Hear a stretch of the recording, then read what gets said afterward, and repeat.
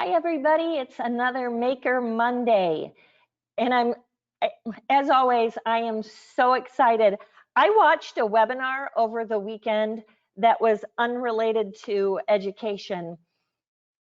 And it was interesting to be on the other side of the camera and on the other side of the Zoom meeting. It taught me a lot. And so I'm hoping that you feel the same way that I feel about today's guest. I'm excited because I've worked at Nasco for 17 years and constantly in the beginning of working heard about Tricia Fugelstad and how awesome she was, and she does all these great things. And then social media happens and then it gets big, and at one point I reached out because we knew so many of the same people. And so there was a certainly unique situation happened. So I just reached out, and from there it turned into a social media friendship, even though it was also work related. That's the beauty of art teachers. You're so awesome that I can be friends with you as well. And then I started learning about all the things she does, and it just was fantastic. Well, fast forward to 2020, and our social media creative team person who does our social media and graphic design and all kinds of stuff said, "Oh my gosh, have you seen this person on Instagram? It's incredible." And then I was like, I know Tricia Fugelstad. She's fantastic. What I love is she does something that I would encourage everybody to do, and that is to share and to connect and to help everybody learn and be good at what they do, and to strengthen the art education program by sharing all of this success and by being willing to be the person that says, "Hey, this is what I learned and let me share it with you." I think that continues to strengthen education as a whole, but particularly art education. So I'm taking way too much time, but I just thank you for being here today. And Tricia, thank you so much for being here. I am going to turn the stage over to Tricia Fugelstad. She's from Dryden Elementary in Arlington Heights is where she has taught, and she typically has been at the elementary level. She has a packed program for you today. In the handouts on your side panel, I'm pointing to my computer right now, is two handouts. One is the presentation. The second is a handout. It includes her Instagram. It includes the set of emotional robots is available on Teachers Pay Teachers, and it's cheap. So I'm just saying buy it because it's so good. And tons of free information. But with that, I am going to turn it over. If you have questions, type them in. I will get them. And when we get to the end, we'll make sure to answer everybody's questions. So yay, welcome. I'm so happy you're here. Oh, thank you. Hold it. Did I just lose my picture? I see my screen is showing. That's not what I wanted. No worries. We know it's working. That's the good news. Okay. So stop sharing my screen. Now, am I back to me? Okay. That was crazy. And sorry. You will see me and you at the top of your screen when you share your screen when you're ready. But we're ready for you whenever you're ready to share. Okay, there was a pop-up and it said, "Do you want to start sharing your screen?" And I'm like, "Oh no, is this the button I was supposed to press?" And it wasn't, I guess. No, it is. You can click yes. I'm not sure if we have to share it with you again. No, it looks like I'm gonna have choices now for sharing. A whole bunch of buttons just showed up. So I'll figure it out. Classic technology. It'll be fine. All right, but speaking of sharing my screen, that is what I want to try to do. So let's see if I can figure that out. So I'm going to put a little robot on the desk two. Today just because of the STEAM element to it. Now is Perfect. that working? Okay. All Yes. right. So I'm going to go ahead and reintroduce myself because I'm Tricia Fugelstad. I'm a K-5 art teacher in Arlington Heights, which is a suburb of Chicago. So we're having lots of snow, maybe even a snow day tomorrow, we'll see. And today I want to talk about emotional robots, but mostly I think I want to take you on a journey through my desire to connect different content.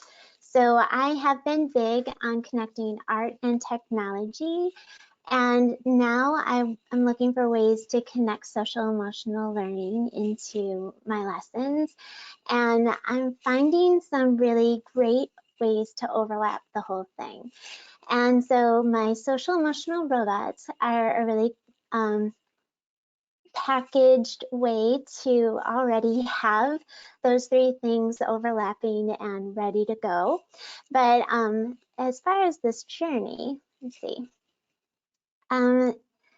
What I was looking for was a way to teach students some basic things about art concepts.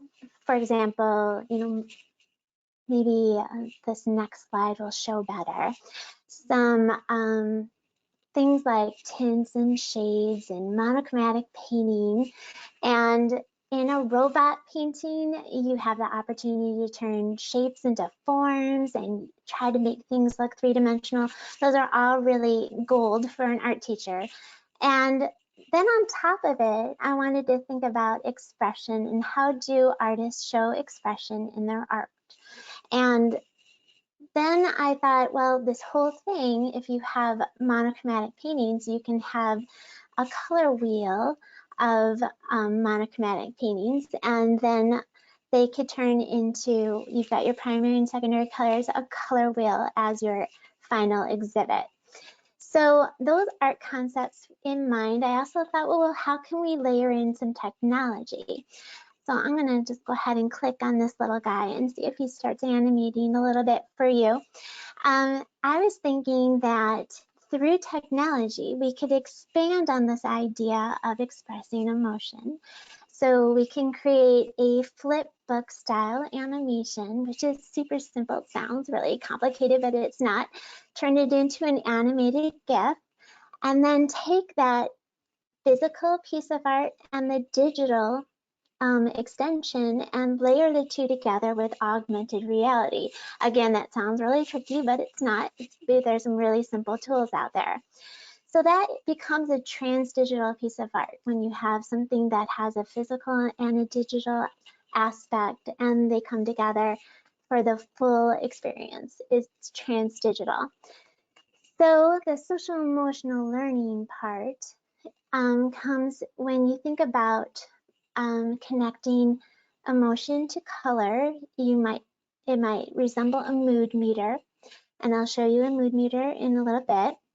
And then we think about expression and identifying emotions, putting words and labeling emotions and feelings, and helping students think about what happens like when you read emotion from people's faces. These are all really good skills that are dealt with in social emotional learning curriculum. Let's take a look at a mood meter. So this mood meter is a chance for you to ask students, how are you feeling? And it also helps them develop vocabulary that helps them nuance their feelings and think about more than just mad. I might be livid, I might be enraged, I might be furious, I might be annoyed. So all those things are within that quadrant. So I like how a mood meter is connected to colors. And as an artist, I definitely want more than just 4 colors because it's a nice thing if you can like have 6 colors. So you have your 3 primary colors and your 3 secondary colors, and you get a nice basic color wheel. So I thought about how to slide in an orange and how to slide in a purple into this and then get a full color wheel. So So those ideas came when I started looking at the book, The Color Monster. So the Color Monster story is something that I did with the third graders last year.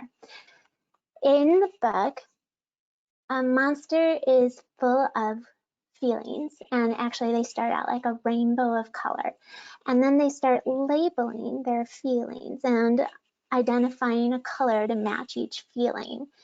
In the book, there was a black and there was a pink, and that didn't fit with my color wheel, so I tweaked it a little bit. I substituted the black for orange and made that anxiety or fear, and then I took the pink and turned it purple for love, and that seemed to match pretty good for my students. When we went through this lesson, my students created color monsters, and their color monsters were cardboard, and they were attached with movable parts. You can see, if you look really closely, you can see they have little brad fasteners, so their arms move and their legs move and their eyebrows move. We talked about how to make the eyes and the expression of the mouth to match the emotion. And then we thought about how those movable pieces could play out in the technology portion. But first I wanted to show you these colors match feelings, and the art lesson in there is simply monochromatic with tints and shades, and then a little bit of visual texture. And then it's like showing expression and trying to be a little bit creative about those choices. But the piece that I was not extremely happy about with this stage of the lesson is that there wasn't a ton of individual choices happening, that the monsters all kind of look the same. And so I decided that the technology piece had to give them more freedom and more expression and an opportunity to be creative. But the thing I just kind of glossed over really quick that I do need to explain is that we had a rainbow of colors in my classroom. And if I were to just say, okay, pick whatever color you want for your color monster, I think we would have had a dilemma, because we need to teach children that all feelings are okay. You know, it's okay to feel whatever you are feeling. And if they only pick comfortable feelings, then I would have had a class full of green and yellow, perhaps, and maybe some purple. But I wouldn't have kids really working with blue, and I wouldn't have red, maybe, unless they thought it was funny to be angry. That's kind of how kids work.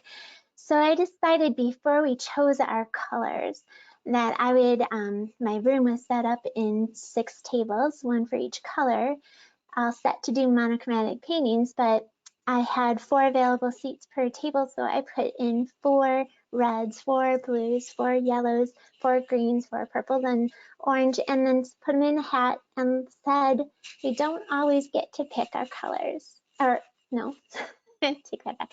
We don't always get to pick our feelings. And so whatever color you get, we're going to just work with it. Because remember, all feelings are okay. They're there for a reason. And we can work on managing them, but whatever color you get, you get. And so that's how we got our rainbow. And in doing that, I think the kids also learned that simple lesson, that we don't always get to pick our feelings, but we work with what we get. In our technology stage of the lesson, we had those movable pieces, the movable arms, movable eyebrows, movable legs. And we used that movable piece to make a stop motion animation. So the students worked collaboratively. This is pre-pandemic. We had a director, a photographer, and an animator, maybe 2 animators if there were 4 kids at the table. And so the director was the owner of the artwork, and the director had the vision for what the movie would look like. The movie was made in a stop motion animation app. We used a free app called iMotion. And iMotion, super simple interface. All I needed to do was make a 20 picture or 20 frame stop motion animation to express the emotion that their color monster had. So the red monster was going to show that it was angry somehow in 20 frames. And then they would loop it into a 2-second, 10 frame per second movie. And the kids would all switch roles to do the next person's in the group's movie. And so they worked 2 different class periods on getting this done. Here are some of the examples. Let me see if I can play these. So you can see the different interpretations and the opportunity now to be more creative. So we've got a love monster that is jumping for joy and full of love. Then there's fear that looks a little anxious. Calm has some slow movements. Happy is spinning around, and sad kind of fades off. Angry kind of just bursts open with anger. So not sure how smoothly those are playing for you. When we set up augmented reality, we're using a free app called iJack app, and it has 2 components. There's the viewer that you get on an iPad or a phone or a tablet, and then there's the iJack Creator app, which you set up on a desktop. So it doesn't work on a Chromebook. You would have to have like maybe a station in the room where you have a computer that has the iJack Creator app, and they just set up their augmented reality and generate this QR code. That QR code is unique to the trigger image that you set up. So those are some words that sound fancy, but it's not. It's just the still image that would then call up the animation. So if you are viewing this and you have a chance, download the iJack app, scan that QR code, and mouse, and scan over the color monster, and you'll be able to see it come to life. Here's what it looks like when I do it. It's a reenactment of it, actually. I could show you live later. So what you're seeing is a trigger image and an overlay, and the overlay is the animation.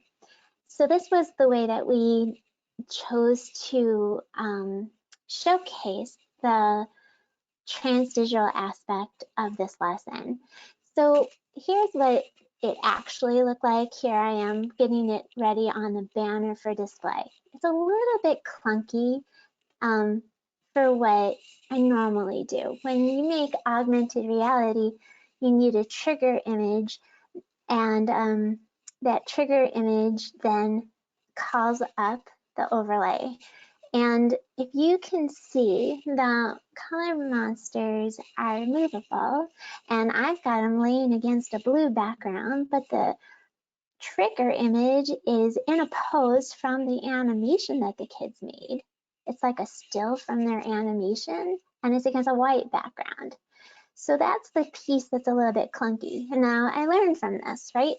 So I learned that it's a little bit hard to showcase the transdigital aspect from the actual color monster itself. It was best to show from a printed graphic. And so we went with a printed graphic, but there's better ways to showcase this. The printed graphic is something that I shared in class with my students, and you can see them viewing here the animation coming to life. And these graphics were just like screenshots from nothing fancy. So They just take their iPads in the iJack app, scan over it, and it comes to life. So it might not be playing super smooth for you because kind of how animations come through on these webinars. But if you had, like I said, if you scan it yourself, it'll come to life right from the screen of your computer right now. I have also thought about how when I made these pieces with my third graders, that they could be resources for conversations with all of my students about what it means to be happy or anxious, to be excited. And so I would play these animations, which also taught them a little bit about augmented reality. I also gave them a glimpse into what was happening in third grade, because otherwise they might not have had a chance to see these come to life. So I would share these with all of my students, and we'd, sit and talk about what's happening in the animation and how do we know he's happy, how do we know he's anxious, etc. So with that in mind, I started thinking about how we could use the art that we are creating already to link technology and social emotional learning. So it's President's Day today, so thinking about George Washington, I did a project with second graders where we all tried to do a George Washington portrait. And in doing this, we learned a little bit about the three-quarter pose of a face, how to mix for some shade in his skin tone. And while we were doing this, we realized that even though we're all doing the same person, our people, our George Washingtons, were coming out a little bit different. And we're kind of showing some different kinds of expression, but probably by accident. So before they were painted, I thought they were adorable, so I photographed them. And when I photographed them, I cleaned them up and I put them into something that looked a little bit like a mood meter. And we started to brainstorm some more nuanced words for them. So we tried to read into those expressions and try to pull out some new things that we were seeing. I don't know if you agree with some of these, but we came up with guilty and sleepy and hesitant, pleased, apologetic, confident, distracted, puzzled. And here's a set. We saw confused, impatient, thoughtful, regretful, unsure, skeptical, sad, determined. So we were seeing a lot of things in it. This really just made us laugh because it wasn't intentional, but we could read these faces and we started talking about, like, what is it about those faces that made us think that? Like skeptical. Do you see how the chin is up and the eyes seem to be looking down? And then we'd practice those expressions on our faces. It was helping us nuance a little bit what emotions look like on people's faces. So then to take it to the next level, we started thinking about what can we do with Flipbook Animation and further express emotion in these George Washington portraits. So you can see, maybe this will be playing for you, where you can see that expressions were changed. So we focused on changing eyebrows, eyes, and the mouth. Simple little changes in a few steps, maybe only 4 steps, to show a change in expression. And then this could be set up with augmented reality. So I didn't have their actual paintings set up. I had a photograph of their paintings. And because of that, I ended up looking for a way to print it. So I had these printed in a book, a Shutterfly book, And so when I did that and I had it set up with augmented reality, you can see that they were just coming to life from the pages of the book. So we thought about how we can do this with anything. It didn't have to be George Washington. It could be our self-portrait. And this particular lesson that the fifth graders had done was always kind of a similar pose for the children, because we were trying to get the 3/4 pose, and that had a unique way of drawing the nose and the mouth and the eyes, and the placement of all the features of the face were measured. And then we added our hair and our clothing, and a lot of our expressions were very plain because we were measuring to make the mouth. And if you had a silly expression in your mouth, that the measurements would have to be unique to whatever you're doing in a class of 24 kids. It's really hard to differentiate that way. So I thought, what if we all just learn our 3/4 pose with our mouths closed, and then they can show me any expression they want through animation. So if they're feeling silly, or if they're feeling surprised, whatever they want to express, they can do it in the second step. So these transdigital portraits had a new layer of technology that added expressions that weren't there in the first place. We got a little surprise. So now I'm thinking, what could I learn from the color monsters and the portraits and put it all together with these robots? So these are my 6 emotional robots, and can you see them back here? So they're painted on canvas. So these are my paintings, actually. My examples that I'll use for my students for when we do this project. Now this would be something I'm preparing for them. But I thought these robots could be used as examples, yes, but a little bit more. I started dreaming of new ways, and we'll get to that at the end. So I want to share with you how to do these Flipbook animations. So I'm going to demonstrate really quick how to do really simple drawing steps in the Brushes Redux app. So Brushes Redux, and I said a little movie here. So I'm in my iPad, I'm in Brushes Redux, and I put the photo at the bottom layer, and then I get a new layer, and I draw a little bit of a change. And then I add a new layer, and I draw another little bit of a change. That is it. That's all it is. I put them individually in the camera roll. See right here where it says add to photos? And so one of the things about this app is that when you click and hold over a color, you match the color. And then you just start painting with it, and it goes really fast. But you just have to make sure that you are working on a layer so you're not destroying your original and you're keeping track of your things, which you saw in my example.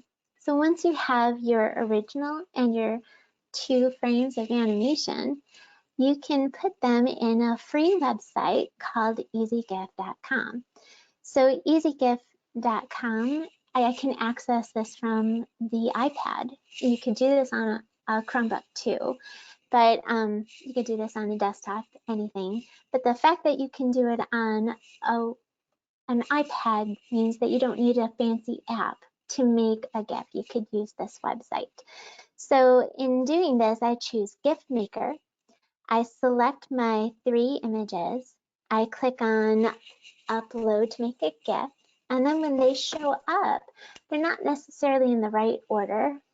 So I rearrange the order. For some reason, it doesn't always show up in the right order. And then I like to duplicate the middle one and put it at the end. That just helps the animation have more of a transition. And then I click animate. And if it goes too fast, then I can slow down the timing. It defaults to 20 frames. I switch it to 50. And, or I don't remember what that 15 number was. I know that if the number goes higher, the animation looks slower. And then I can save that to the camera roll. There's the final animation. And here's something you need to know is that animation is the same aspect ratio of the original. And that little piece is important to know because that's what's going to make these look like they've come to life. The animation layers perfectly on top of the trigger image. Okay, so if you keep that in mind, you're going to have a really cool effect. So speaking of overlay and trigger image, those words come from augmented reality. The iJack Creator app is the desktop app needed to create the augmented reality. Now, again, this is free, and what I really like about this app is there is no login for your students. No login. Think about that. No login. All they do is they pull it up, they click on begin, and then it's going to say add your artwork. They go navigate for it and put it in. Then go to next, add your animation, navigate for it, and you'll find it's a GIF. And then you go ahead and click start, and it loads the trigger and the overlay to their server. Again, no name is attached to it, no login. That means that you can't go back and get this QR code. You have to take a screenshot and capture that QR code. But once you do, that's all you need to make your augmented reality work. So if you're watching this and you have iJack app, go ahead and scan it. Hold it over that face, that robot face, and see it come to life. You can hit pause if you're watching the replay of this. Okay, so that is all it takes for augmented reality to be built. Just make sure you take a screenshot of that QR code. All right, so let's meet Hotbot. So Hotbot is feeling upset, angry, furious, troubled, and frustrated. Poor thing. And that QR code is all you need if you want to see Hotbot come to life. But I'm going to go ahead and click play because I have the actual animation in my presentation. So you're not seeing it come to life through augmented reality. I just clicked play. But you'll see that the animation that I drew helps emphasize his feelings. I'd like you to meet Anxietizer. So Anxietizer is feeling scared, fearful, nervous, anxious, worried. And again, that QR code will help you see Anxietizer come to life, but I just clicked play and you can see all of its stressed out feelings. Here is Rickamajoy, and she is feeling happy, joyful, cheerful, energized, thrilled, and I think of Rickamajoy as like a little puppy wagging its tail, and so excited to see you. Here is Calmatic. Calmatic is feeling calm, secure, mellow, relaxed, peaceful. I think of Calmatic being in a hammock somewhere in the forest listening to the birds singing.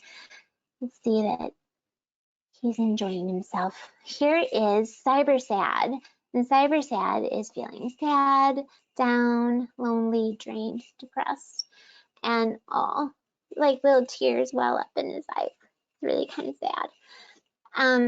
So one last one is Auto-Adore, and Auto-Adore is feeling loving, hopeful, content, grateful, fulfilled, and you can see that emotion all over her face. So I'm thinking as an art teacher that I really wanted these to be my color wheel in the art room. So in order for me to get them to be my color wheel, I made those posters because that QR code is, I want anybody to be able to go up to the robots and see them come to life. So the kids, if I had these on display in the art room, this is how I'm picturing it. I could have them set up in sort of like a rainbow order. Actually, this one's really a rainbow order, or I could set them up, you know, any way I want. And then that QR code gives them the opportunity to come up to it with an iPad that has iJack app on it, and they can watch the emotions come to life from the face of the robots. So I'm picturing how these posters could work in, because they overlap art, social emotional learning, and technology, that they could be a color wheel for an art room, but they could be a mood meter for any classroom. They could be a way to pull in robot inspiration and technology inspiration in a STEAM classroom of any kind. So here's a little hint of what that would look like. That kids could come up to it with the iPad, or parents or anybody with a phone can come up and scan it with the iJack app installed and watch the augmented reality. I want to give you a really quick demonstration of how my robots right here, they come to life with the iJack app. So you can see I'm gonna scan them, and you can see how they come to life right off the wall. Even though my wall is kind of shadowy and I'm also on a strange angle because I'm down low looking up, it still worked. It's a very forgiving app. And to me, I feel like it's very magical. So I have some more examples of these coming to life from the actual app. This is Furious, no, what's his name? Hotbot, coming to life under my document camera. So one of the things I was thinking about, all of these robot posters are available for you to download. You can go to my link that we shared on Teacher Pay Teacher on Fugel Fun. You could just do a search on Teacher Pay Teacher with 2 words, robot Fugel Fun, and you would be able to see a couple robot projects and then these posters. But I'm making them available for $5. You can buy the whole set. The issue though is that you have to figure out how to get them printed. And I do want to see if I could share something really cool. I'm gonna see if I could switch my camera. Let's see. How do I switch my camera again? I go to this. Okay. So I'm going to go to preferences. Sorry, talking out loud. All right. So if I switch my camera to my document camera, you can see I printed out an image, black and white. So if you were to get the robot posters and they were black and white because you don't have access to a color printer, look at how cool this is. I want to show you. I'm going to get on my phone. I'm going to show you when I get the iJack app up and running. Let's see if you could see this. You see that? Oops. I have to get the right angle. Do you see it's in color? We can see. Okay. So even though it was black and white, cool. It comes up in color because that's just how forgiving this app is. So, all right. I think that was my grand finale for you. Let me get back to my face and see if I could go back and stop sharing my screen. That Did that work? was fabulous. And I have lots of notes and some questions. First of all, wow. How did you get so good at technology, and how did you how do you know where to go to find the things that you find? Twitter. So I'm really active on Twitter, and I follow people that are like-minded. So I'm following people that are into education technology, STEAM teachers, art teachers, and I ask questions. I see what's out there. People who have maker spaces. I'm just really curious about new things, and so I see other people playing with things. I explore, and then I try to think of how to make it work for what I want to teach my students. So That is fantastic. And were all of the apps that you suggested today free apps? every single one of them, yeah, everything was Terrific. free. Okay, so I like to, you do have the students actually do hands-on where they physically make something and then create the technology part. I love that combination. It does, classic art, which people love, but then that technology, which is so tremendous to what they need to learn for the real world as well. But those art skills are real world stuff too. Definitely. I think that my philosophy isn't to integrate technology in place of physical hand-on art making. I really just want it to only use it if it's adding more learning and more skills and a richer experience in the art room in some way, which I think we're accomplishing with these kinds of Oh, lessons. clearly the George Washingtons are just so my fave. Like that is so awesome. If just for anybody who is still with us, and many of you are, if you have questions, please feel free to type them in and we'll ask as many as we can. And lots that are saying, this is so fun, I'm excited to try it with some of my students. And I would absolutely encourage that, because I'm guessing that it hasn't always been your comfort zone, Tricia. It probably is a little bit more so now than before, but can you talk a little bit about if you're not comfortable with doing this? So I had to build up to the point where I'm doing all class technology lessons with my students. And it also required the right, number of iPads available. And so you work with what you have. Like when I first started trying to do iPad art or animation with my students, I might have only had 6 iPads, which works perfectly for those stop motion animation stations, right?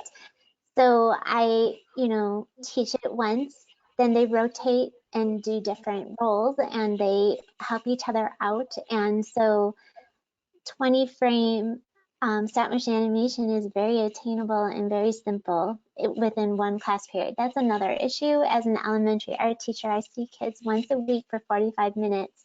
And so I need to get to a point where I feel pretty comfortable so we're not spending the entire class period doing troubleshooting or having issues with our technology. So I practice it, I demonstrate it, and then we give it a try. We figure out what went wrong and fix it the next week. And then hopefully it's, that step is done. But we can't spend the whole year trying to, like classroom teachers have a lot more opportunity to have the kids work in the corner or something and get something worked out. And art teachers really don't.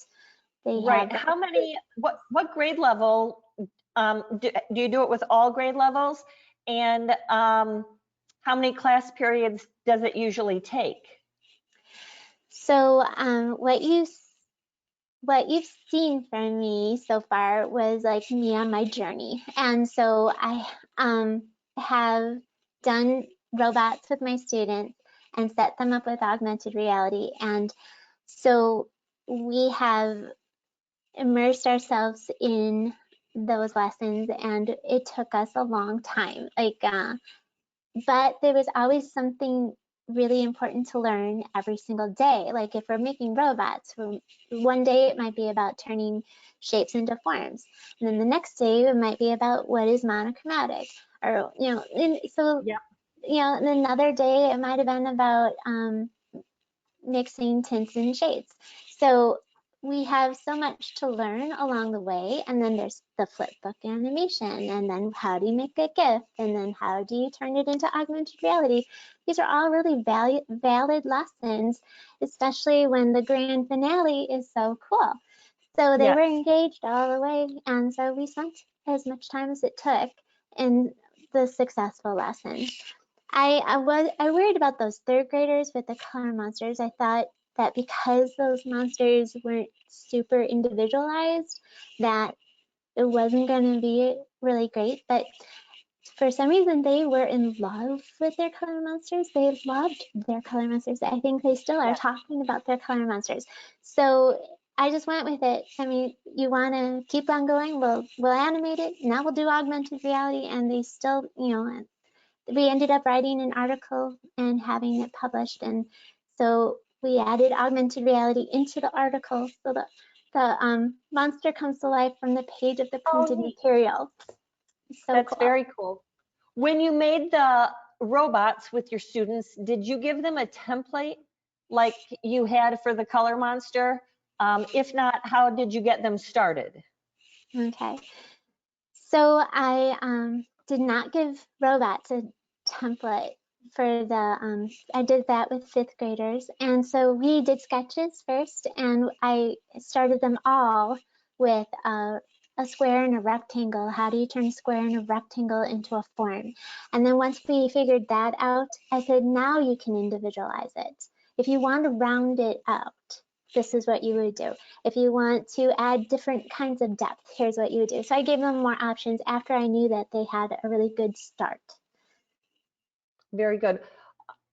So you are working, your students were working on iPads. Would it work for Chrome? Good question. So there are ways to make animations, flipbook style animations in Chrome. There's software for that they can access online.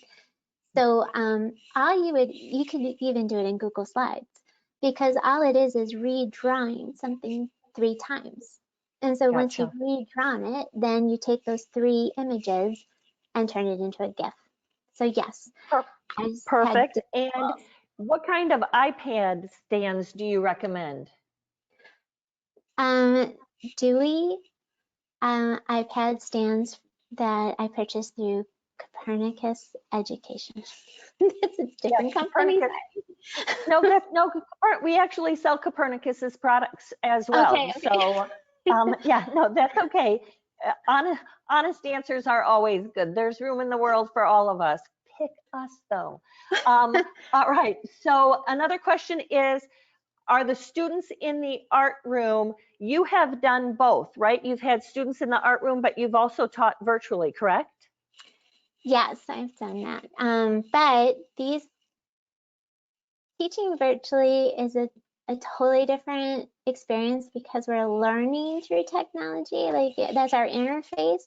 And then to try to have them create with technology at the same time is more than my little ones were able to manage.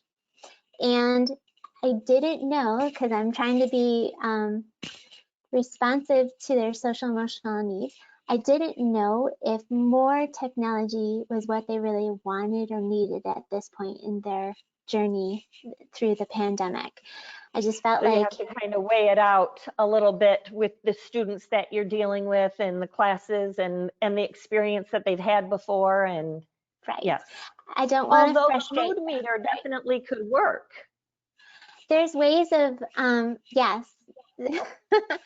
I'd say that what we make this year, we can animate next year too. I mean, why not? Oh, yeah. As an art teacher, you have them for 6 years or so, right? So I'm thinking about that, like, even though like we can even do better work as we get older. So like, let's say those monsters that we make, or those George Washingtons that we make in 2nd grade, can get a way better animation if we revisit them in 4th grade or so. Do your students use Apple pencils? In my dream future, they do. I had to do all my own fundraising for the iPads that we had, and it took a number of years. So I had old iPads and different like ability levels, and then all of them kind of just died when they had an update that they couldn't have. So the administration said, how about we trade, we'll give you our fresh iPads and we'll farm out the ones that you had to the classrooms that aren't using them as much. And so I was super grateful, but they gave it to me the year before they were able to communicate with an Apple Pencil. So I missed out on the Apple Pencil. So here's my big hope, and I'm just going to speak it out loud because maybe somebody who makes decisions in my district will hear this.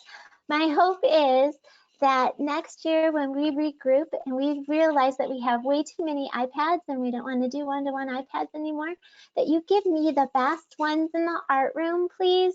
And then all that budget money we didn't use, go to Apple Pencils, please. Thank you. Bye. That is, speaking out loud is a great thing. And I will tell you that if you don't put your wishes out on the table, they'll never get granted. I think there's a couple things, takeaways in here that are really, really good. Like you said, putting those wishes out on the table, but also too, sharing this with the other classroom teachers, science and math and social studies, and anytime there's those connections. The social and emotional learning, if you had the emotional robot posters in every classroom, everybody's talking about those same emotions, which leads me to another thing is, do you see improvement from the beginning of the year to the end of the year with how they express their emotion instead of just I'm happy or I'm sad?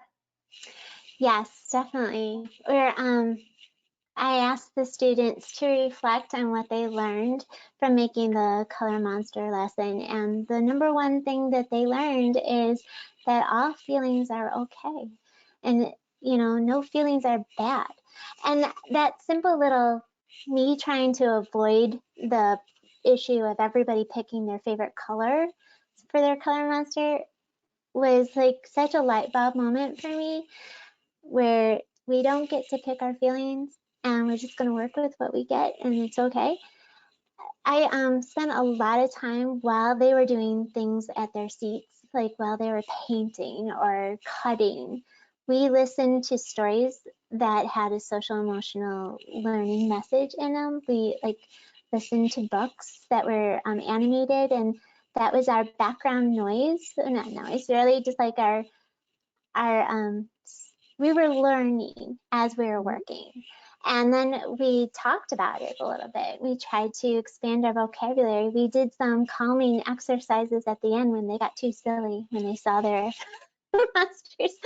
So we practiced, and it was a big stretch for me because I'm still, being trained on how to do social emotional learning curriculum, and my district is adopting the ruler, I don't even know what they call it, the ruler something strategy. And so I'm going through modules and learning about it. And so I'm not an expert yet, but I feel like it's not that hard for an art teacher to incorporate this into what they're doing. I love the approval to have feelings, because lots of littles don't understand. Like sometimes they think that, to choose happy is like the right answer, but it's not what they're feeling inside, or not understanding that circumstances on the outside are valid to make us sad. If your grandpa dies, you are sad, and it's okay to be sad. And so I think that's really important as well. Also, for the Dewey iPad stand, we did throw the link in the chat just so that you know that what it looks like, how much it costs, that kind of stuff. Awesome. You know what also I wanted to make a comment about is that I liked that you took out pink and black, and it's nice that it's sort of the rainbow colors, but it's also colors that typically aren't flesh tones, because you don't want to necessarily set emotion to a specific tone that could be somebody's flesh. You know what I mean? Like, because that could get a little bit confusing. Whereas, you know, orange and blue and that kind of stuff, it doesn't really go to a specific tone of skin. So I really like that as well. And it gives more purpose to a monochromatic painting, because a lot of our teachers are looking for ways to do monochromatic, but you know, when you're really just focusing on color and its connection to emotions, it's a really good motivator for trying it with your students. When you were talking about the mood meter, it also reminded me, Eric Gibbons also does a book called The Emotional Color Wheel. And he did some research on color, and Nasco actually worked with him to put together an emotional color wheel kit. And it's interesting though, because what he learned was that while colors are definitely associated with color or emotions, sometimes we might find a color to feel like, we might see purple and think happy because that's our favorite color. And so sometimes you associate it with something that you've seen or where you've been or a memory or something like that. And so in a way, there's no true right or wrong answer. Yes, colors sometimes are associated with certain things, but it's not necessarily the right answer, so to speak. And I like that. And I think those are things that can be talked about as well. When my students are introduced to colors, they sometimes, by default, and it's probably some piece of this is nurturing, that colors are either boy colors or girl colors. And I feel like when we can talk about colors in terms of connecting them to emotions, it takes that away also. That's a great idea. I didn't want them to think that they couldn't use purple because it's like a boy could not use purple or something. Right. Love that so much. So we are down to 2 minutes left. And first and foremost, I just want to say thank you so much. Just packed with information. Don't forget to download the handouts. So much information, and all of the links are in there. So Tricia, thank you for being here, and thank you for being you and so willing to share. You're fabulous. No, this was really fun. I'm so glad to have this opportunity. Thank you very much. Well, I for sure am going to have you back, and I'm going to share you with our other customer engagement managers as well, because we're doing this thing called Cloud9 World about social emotional learning. And I think we've got STEAM, so I got a robot right here. So many ways to partner. And so I just want to throw out a couple takeaways. Like, Tricia, you're a mentor. I can completely suggest that if you have things to share, become somebody's mentor or find a mentor, because that's how Tricia learned. And that's a great way for all of us to just keep elevating art education. Get out of your comfort zone, include that SEL, and really show and tell it. Show it to the whole school, tell everybody about it, tell your superintendents about it. Administration are big on social and emotional learning right now, and when you show that it absolutely happens in the art room, that's a really good thing. There's tons of tools out there. Please keep coming back to Nasco for our Maker Mondays as a resource, because we continue to plug into these beautiful humans that are willing to share. Next week is about adaptation in the art room. And so I've got two really good experts that are going to come, and so bring your questions and be prepared to ask some questions and learn some stuff about adaptation. In about an hour, you're going to receive an email where you can download a PD certificate, and you can save the link to rewatch this, because I'm sure you're going to want to watch and get all the good stuff. If you have any other ideas, just add it in the email, but otherwise, I will end today with just the usual. Please keep being healthy, be happy, and keep teaching art.